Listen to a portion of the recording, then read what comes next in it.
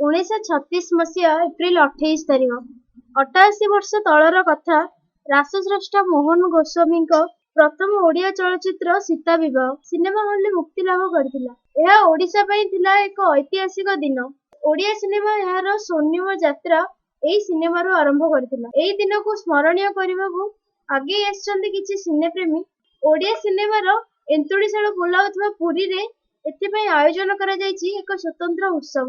April 27ରେ Annapurna ରଙ୍ଗମଞ୍ଚରେ ପାଳନ କରାଯିବ ଓଡ଼ିଆ ସିନେମାର 88ତମ ସ୍ୱର୍ଣ୍ଣକ୍ଷେତ୍ର ଉତ୍ସବ। ହୋଟେଲ ହଲିଡେ ରିସୋର୍ଟ ପରିସରରେ ଗୁରୁବାର ଦିନ ଆୟୋଜିତ ଏକ ସାମ୍ବାଦିକ ସମ୍ମିଳନୀରେ ଏହି ସୂଚନା ପ୍ରଦାନ କରାଯାଇଛି। ଏହି ଉତ୍ସବରେ ସୀତା ବିବାହ ସିନେମା ଏବଂ ଓଡ଼ିଆ ସିନେମା ସହ ଜଡ଼ିତ ବିଭିନ୍ନ ବ୍ୟକ୍ତିବିଶେଷଙ୍କୁ ସମ୍ବର୍ଦ୍ଧିତ କରାଯିବ। ଫିଲ୍ମବାଲା ଅନୁଷ୍ଠାନ ଏବଂ ଏସ୍ଆର୍ସି ଇଭେଣ୍ଟସ୍ ପକ୍ଷରୁ ଏହା ଆୟୋଜିତ ହେଉଥିବା ବେଳେ बहुत बहुत धन्यवाद आपण मानक एमती गोटे आसला जे आम करने को उचित निहाती पक्षे कारण आपण समस्त जानते 1936 मसीहा एप्रिल 28 तारिख दिन आमर यही जो सीता विवाह फिल्म टी पुरी रे लक्ष्मी टकी रिलीज होता तेणु आमर 27 तारिख दिन आमर 88 वर्ष आम जानिलु जे 28 वर्ष हो जेहेतु पुरी रो पिला पुरी रे माटी रे बढ़ी एवं पुरी रे जो आमर नाती मोहन सुंदर देवगोस्वामी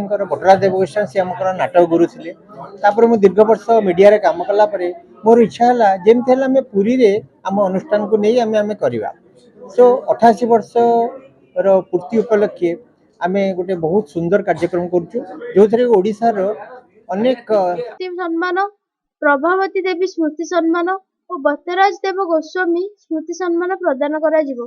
ଏହି ଅବସରରେ ପୁରୁଣା ସିନେମା ସଙ୍ଗୀତକୁ ନେଇ ସ୍ୱତନ୍ତ୍ର ନୃତ୍ୟ ପ୍ରଦର୍ଶିତ ହେବ। ଏହା ସହ ସୀତା ବିବାହ ଚଳଚ୍ଚିତ୍ରର ରେକର୍ଡ ସଙ୍ଗୀତ ପୁସ୍ତିକା ମଧ୍ୟ ଉନ୍ମୋଚନ କରାଯିବ।